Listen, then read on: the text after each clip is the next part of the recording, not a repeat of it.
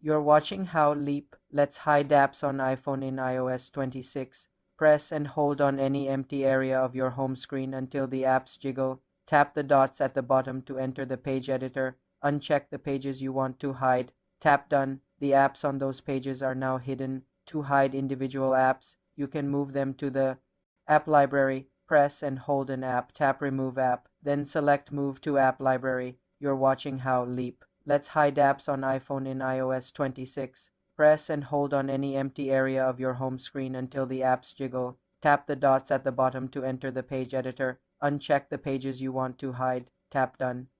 The apps on those pages are now hidden. To hide individual apps, you can move them to the app library. Press and hold an app. Tap Remove App. Then select Move to App Library. You can also use screen time restrictions. Go to Settings, tap Screen Time, then Content and Privacy Restrictions. Tap Allowed Apps and turn off apps too.